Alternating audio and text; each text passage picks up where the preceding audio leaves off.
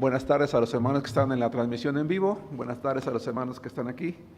Vamos a preparar nuestras Biblias, hermanos, para estudiar la palabra de Dios. Vamos a hacer una breve oración por el mensaje. Vamos a orar.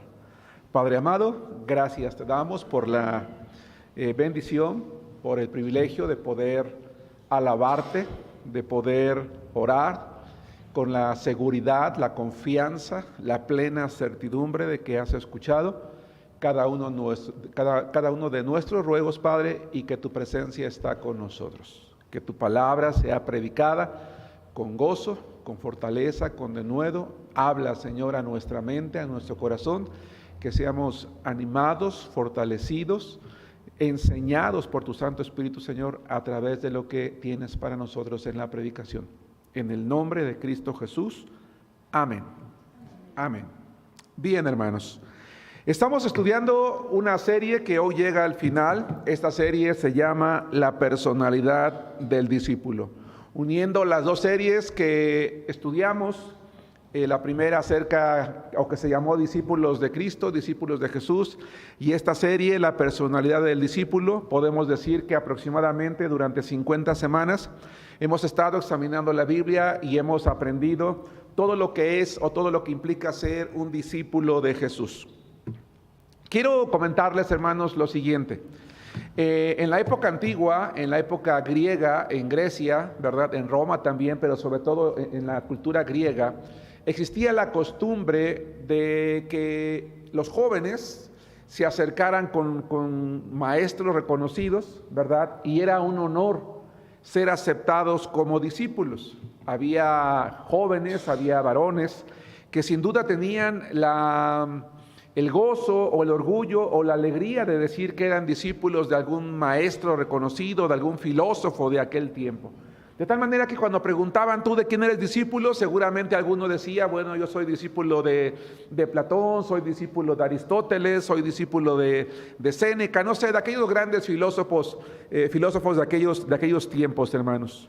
Cuando nosotros vamos por la calle, ¿verdad? Y la gente nos pregunta, ¿quién eres tú? Una respuesta muy apropiada, una respuesta muy adecuada que nosotros podríamos decir, nosotros somos discípulos de Cristo. Y cuando nosotros decimos, ¿verdad?, que somos discípulos de Cristo, es algo que debería de darnos gozo, que debería de darnos alegría, deberíamos de sentirnos orgullosos de decir que somos discípulos de Cristo. En aquel entonces la gente podía decir, soy discípulo de un maestro que domina las artes, que domina la ciencia, que domina la astronomía, que domina las matemáticas, o que domina esto, que domina el otro, que domina aquello. Nosotros, hermanos, el día de hoy vamos a recordar, y por eso quise cerrar esta serie con este mensaje, que somos discípulos no de cualquier maestro, somos discípulos de Jesús, y Jesús, hermanos, es un triunfador. Debemos de sentirnos orgullosos de saber que nosotros somos discípulos, hermanos, del Señor Jesucristo, quien vino a demostrar al mundo que Él es un triunfador, que Él es vencedor.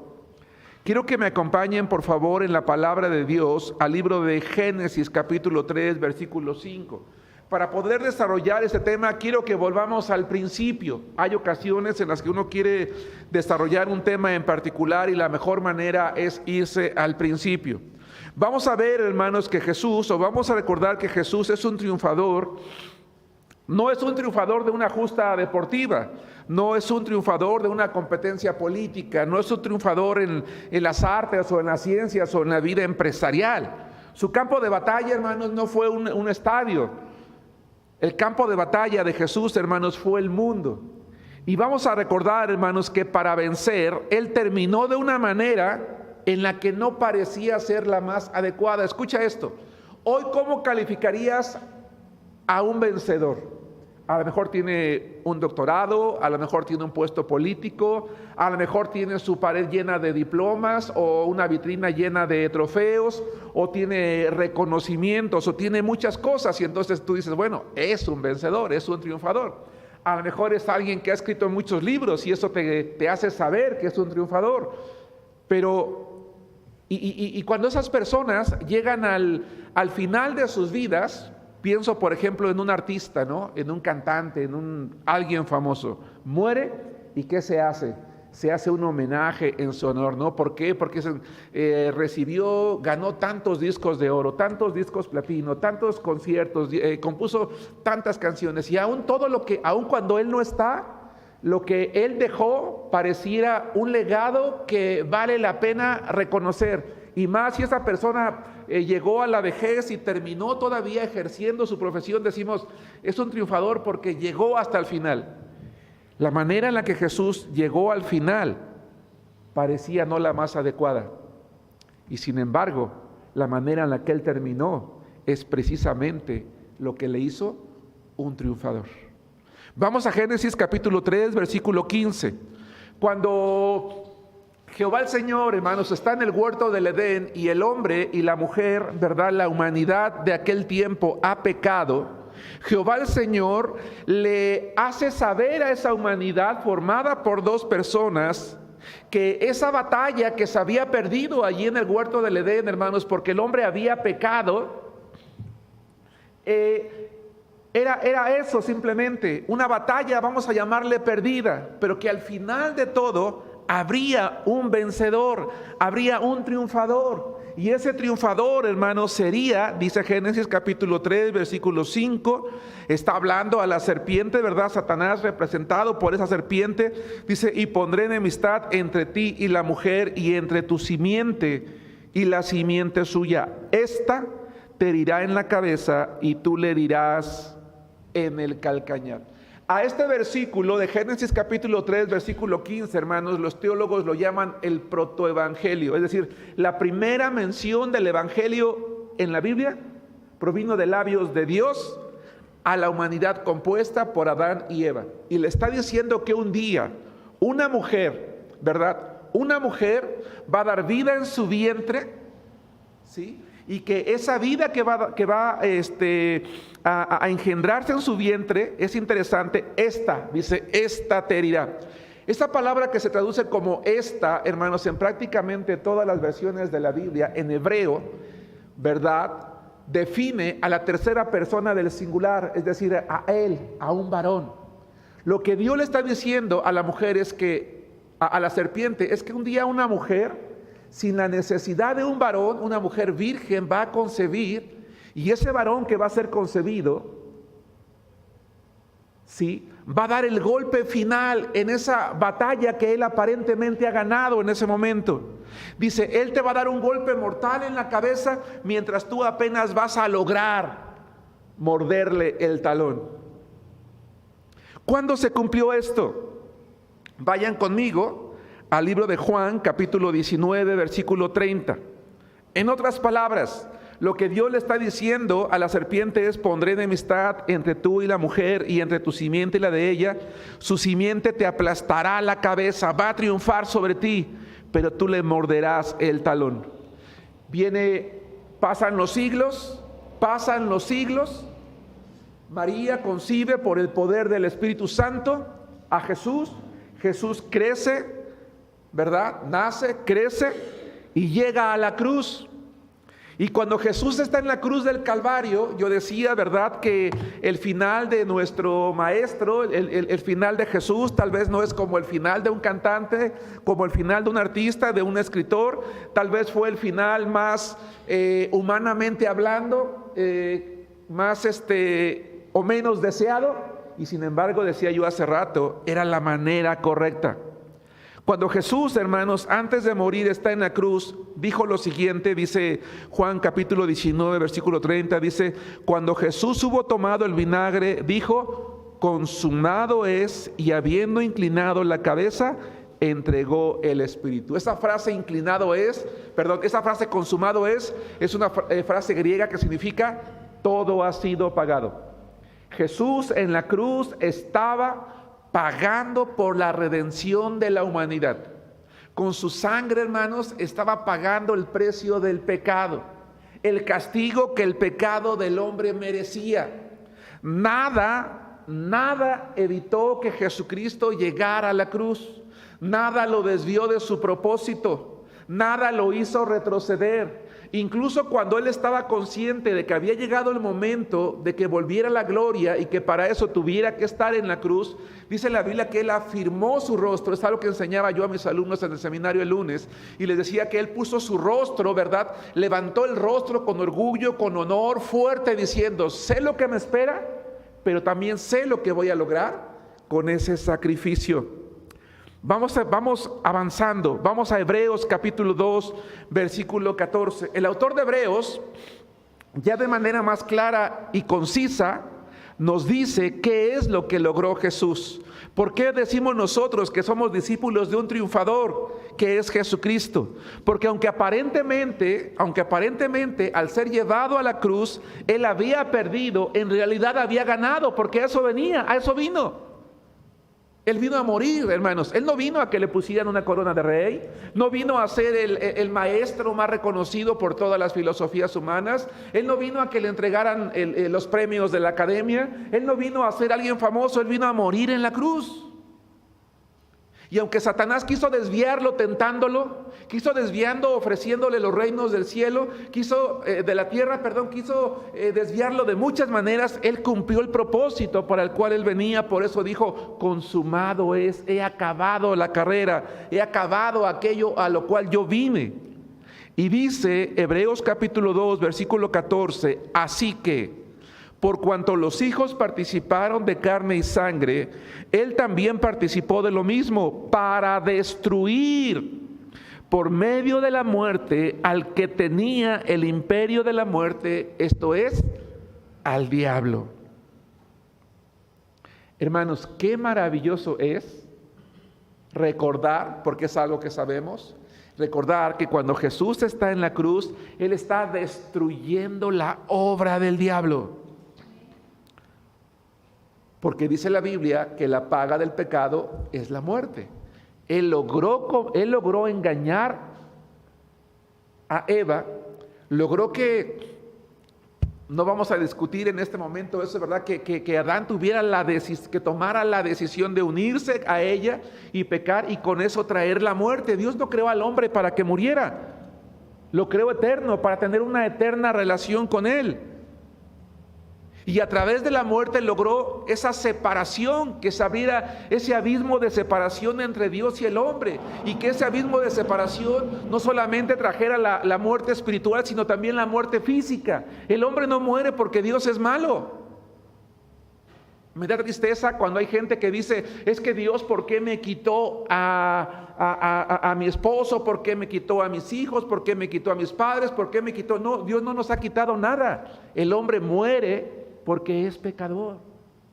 La muerte es consecuencia del pecado, de la rebeldía, de la desobediencia. Si hay alguien a quien le duele la muerte del ser humano, es a Dios.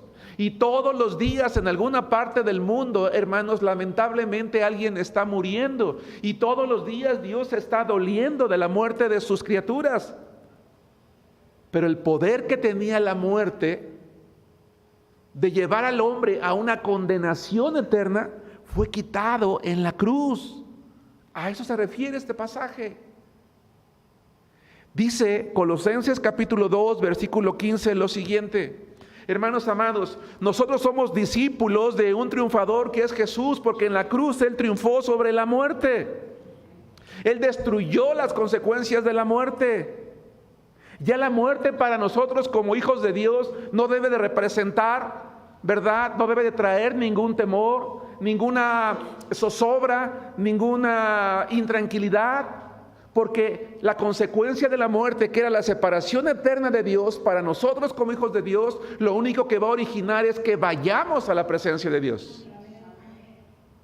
Así que si tú y yo hoy muriéramos, hermanos, sería lo mejor que nos podría pasar, porque iríamos a la gloria de Dios.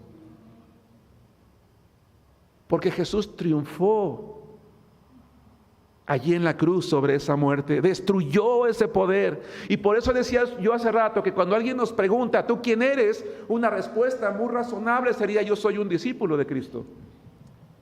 Y si alguien todavía te pregunta: ¿y quién es Cristo? Cristo es un triunfador.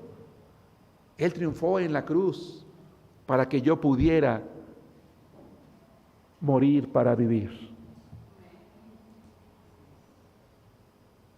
El final no tiene nada que ver, al contrario, el final era el adecuado.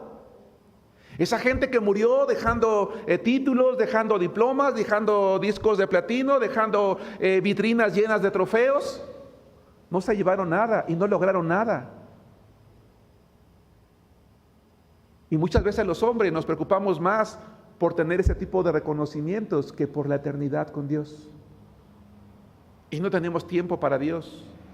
No tenemos tiempo para leer, no tenemos tiempo para orar, no tenemos tiempo para venir al templo, no tenemos tiempo, decían hace rato, para ir a la obra misionera. Pero hermanos, lo más importante en este mundo es la eternidad. Es regocijarnos desde ahora lo que aquel que es triunfador logró para nosotros. Dice Colosenses, llevando el mismo hilo de pensamiento, Colosenses capítulo 2, versículo 15, y despojando a los principados y a las potestades, los exhibió públicamente, triunfando sobre ellos en la cruz. Qué hermoso, qué hermoso. ¿Se han dado cuenta, hermanos? Yo sé que sí, que cuando Jesucristo estuvo en la tierra, hubo una gran actividad de demonios. Que por donde iba Jesús se encontraba a muchos endemoniados. Yo me quedo impresionado cuando recuerdo a aquel hombre que le dice: ¿cómo te llamas? Dice: Legión me llamo, porque somos muchos. Y no eran cientos, eran miles en un solo hombre. Mucha actividad. ¿Por qué? Porque todas esas huestes de demonio, todos esos principados y potestades que sirven, ¿verdad?, a Satanás, trataron de influenciar en las personas, al punto que esa gente que recibió milagros de Jesús, que recibió comida de Jesús, que recibió sanidad de Jesús, es la misma gente que gritaba: crucifícalo, crucifícalo, porque creían que de esa manera detendrían a Jesús. Pero dice la Biblia que cuando Él está en la cruz, está triunfando y exhibiéndolos públicamente, porque Él está diciendo: he cumplido la tarea para la cual he venido. Y no han logrado detenerme. En este momento estoy consumando la obra redentora para la cual yo vine. ¿No les llama la atención, hermanos, que en una ocasión un demonio le dijo: sé quién eres, el Santo de Dios, has venido antes de tiempo para atormentarnos? Sabían quién era Él. Hermano, hermana, la próxima vez que tú y yo estemos desanimados, desalentados como discípulos de Cristo, que creamos que no vale la pena seguir, que las adversidades de la vida nos están venciendo, nos están cayendo como un peso, en ese momento recordemos que vale la pena, porque somos discípulos de un triunfador. ¿Tú crees que en su humanidad Jesús no sintió dolor? Claro que sí. Que no era demasiada carga emocional la que Él tuvo que soportar sobre sí. Claro que sí, tanto que dice la Biblia que su sudor eran como gotas de sangre, pero nada lo detuvo.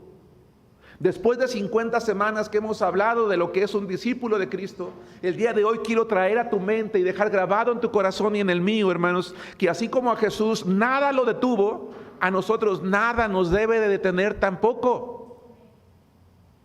Y si el final de nuestra vida no es como nosotros nos lo hubiéramos imaginado, simplemente la muerte nos toma por sorpresa, o a lo mejor terminamos enfermos o acabados en una cama o postrados en algún lugar, que nuestra fe no falte, porque lo que nos espera es lo que aquel que triunfó ganó para nosotros.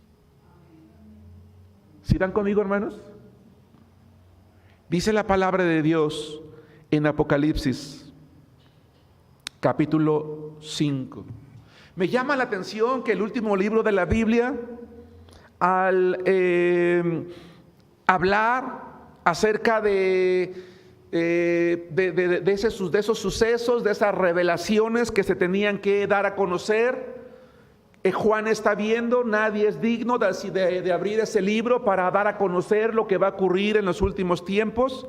Y entonces dice Apocalipsis capítulo 5, versículo 5, lo siguiente. Apocalipsis 5, 5. Y uno de los ancianos me dijo: no llores, he aquí que el león de la tribu de Judá, la raíz de David, ha vencido para abrir el libro y desatar sus 7 sellos. Hermanos, a ver, una pregunta difícil. ¿Cuál es uno de los propósitos, o es más general, cuál es el propósito principal del libro de Apocalipsis? ¿Cuál es el propósito principal del libro de Apocalipsis? Los hermanos que están en la transmisión. Darnos a conocer los acontecimientos finales.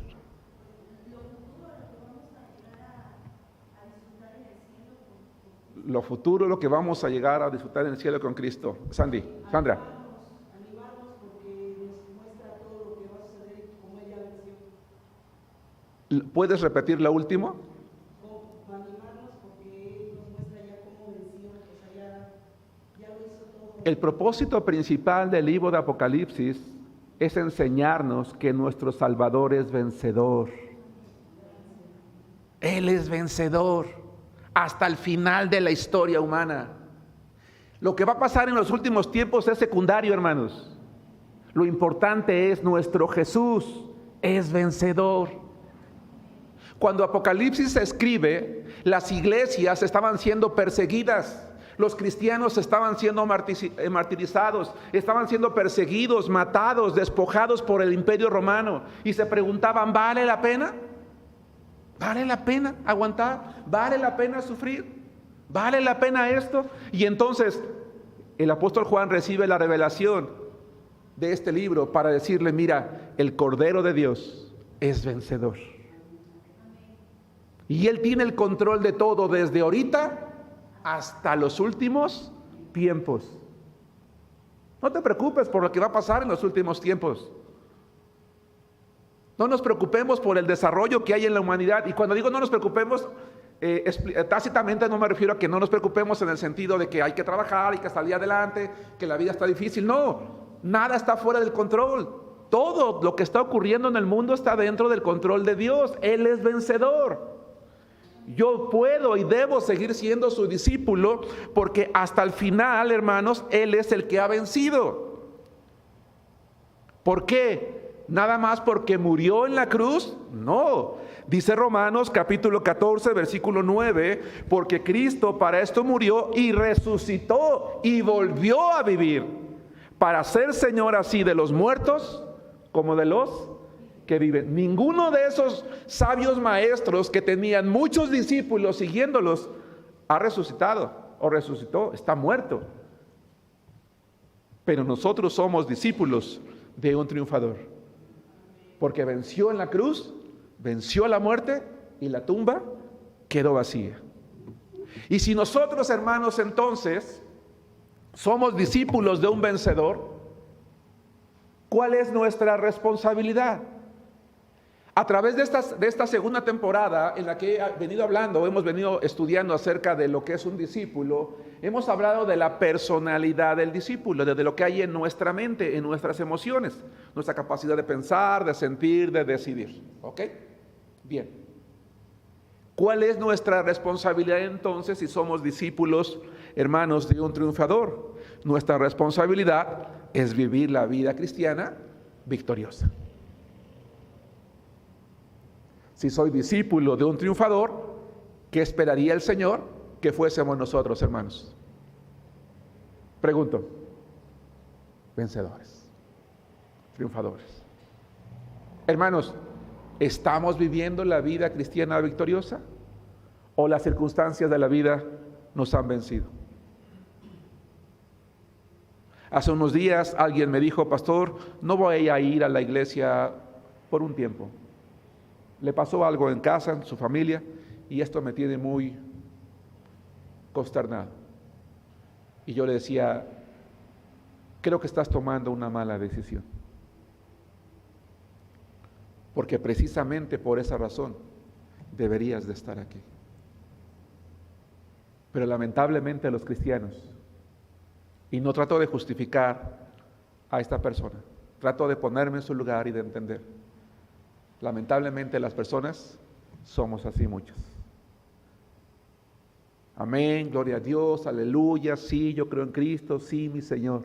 Pero cuando viene la prueba dura, cuando viene la adversidad, entonces todo se nos olvida. Es triste muchas veces, hermanos, ver que en la iglesia vemos personas que hemos escuchado y escuchado y escuchado la palabra del Señor una y otra vez, y a la primera de cuentas nos dejamos vencer.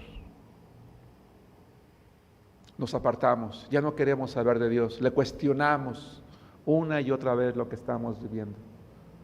Creemos que porque hemos sido fieles estamos exentos de ser probados, zarandeados. Hermanos, no es así.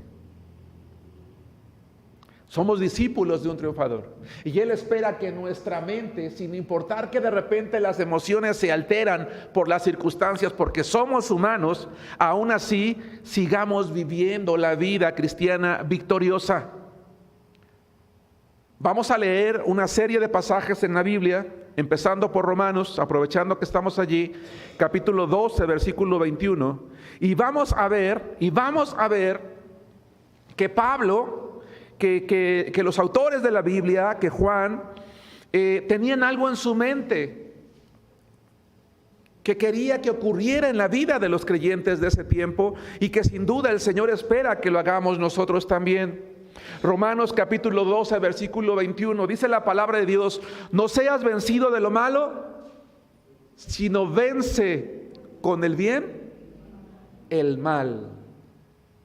Sino vence con el bien el mal. Es decir, el pecado no tiene poder ya para vencerme, porque uno de los alcances de la muerte de Cristo es que el pecado fue eliminado. Es decir, su poder, la autoridad que tenía sobre nosotros. Cuando estábamos sin Cristo, no podíamos rebelarnos, no podíamos dejarlos por completo, porque tenía autoridad sobre nosotros, pero hoy no. Hemos sido hechos libres en Cristo. Por eso Pablo dice en otro pasaje, capítulo 6, no reine pues el pecado en sus cuerpos mortales, de modo que lo obedezcan en sus concupiscencias. Entonces, hermanos, la vida cristiana victoriosa consiste en decir no al pecado y vencerlo. Hay un llamado en Apocalipsis 3, 16 y 21, no al 21 y 21. 2, ¿es la frialdad lo que caracteriza tu vida hoy, hermano? ¿Es la indiferencia? ¿Es el creer que hemos llegado a un punto en el que ya no necesitamos más? Estás equivocado, estoy equivocado. Una iglesia que se creía así, se creía rica, dice Apocalipsis 3, 16 y 21, pero por cuanto eres tibio y no frío ni caliente, te vomitaré de mi boca. Al que venciere, versículo 21, le daré que se siente conmigo en mi trono, así como yo he vencido y me he sentado con mi Padre en su trono. Hermano, hermana, ¿somos nosotros tibios? Es decir, ni nos entregamos ni nos vamos al mundo. Estamos con un pie en la casa de Dios y con un pie afuera, ya corriendo, ¿no? Venimos, acabamos de llegar al templo preguntando. Somos a veces como los niños en la escuela, ¿no? Van llegando de vacaciones y ahí tenemos una maestra. Levanta el niño la mano: maestra, ¿cuándo salimos de vacaciones? Oye, pero si acabas de entrar. Sí, pero ¿cuándo volvemos a salir? ¿A poco no? No sé si le ha pasado aquí a la maestra Dulce, pero cuando yo era chico, hermanos, que no hace mucho, yo recuerdo que así, eso preguntábamos, ¿no? Ahora pregunta, ¿qué van a salir? Ok. ¿Acaban de llegar? ¿Ya vamos a salir? Sí, así. Yo espero que cuando tú vienes a la iglesia no digas: ¿ya va a acabar, pastor? ¿Ya va a terminar? ¿A qué hora se acaba el servicio? ¿No? Dice el Señor, Dios, hermanos, y esto lo quiero decir con mucho respeto, no se anda con medias tintas. Le dice a esta congregación, a esta iglesia: no eres frío ni caliente, te voy a vomitar de mi boca, no te quiero. Debes de decidirte. Dice: pero al que venciere, al que venciere, le voy a dar un lugar de honor junto a mi trono. 1 Juan capítulo 5, versículo 4. Entonces, la vida cristiana victoriosa consiste, hermanos, en no permitir que el pecado nos domine, en no ser frío o caliente, no, en ser decididos, ¿verdad? En no ser tibios, perdón. En decidir estar en la comunión con el Señor, en vencer, en decir no a la indiferencia. Dice 1 Juan 4:4, porque todo lo que es nacido de Dios vence al mundo. Y esta es la victoria que ha vencido al mundo, nuestra fe. Es decir, podemos ser vencedores, sí, en la medida en la que crezcamos en fe. Hermano, ¿quieres saber qué es la fe? Escucha la serie de predicaciones acerca de la fe que estoy predicando los domingos. Son 17, 18 sermones que llevo apenas de esta serie, en la cual hemos aprendido lo importante que es la fe. ¿Eres de los que decimos, es que yo no puedo? ¿Es que esto es difícil para mí? Entonces nos falta fe, hay que crecer en fe. Vamos a retroceder al 4:4 del mismo libro, es decir, 1 Juan 4:4. Dice, hijitos, vosotros sois de Dios y los habéis vencido, porque mayor es el que está en vosotros que el que está en el mundo. Hermanos, déjenme regresar un poquito. El título de la predicación de hoy se llama Discípulos de un triunfador. Y decíamos, si nosotros somos discípulos de un triunfador que es Cristo, Él espera que nosotros, como escribió una hermana aquí en el chat de Facebook, pues triunfadores, ¿no? Por supuesto que sí. Pero ¿cómo podemos ser triunfadores? ¿Qué me garantiza que yo puedo ser un triunfador? El Espíritu Santo que está en nosotros. Va de nuevo. ¿Qué nos garantiza que si nosotros de cristianos nos convertimos en discípulos, vamos a ser triunfadores? El Espíritu que está en nosotros. Porque dice que aquel que está en nosotros, y en el contexto habla del Espíritu Santo, mayor es que el que está en el mundo. Así como Satanás estuvo tratando de detener a Jesús para llegar a la meta final, está tratando de detenerte a ti y a mí.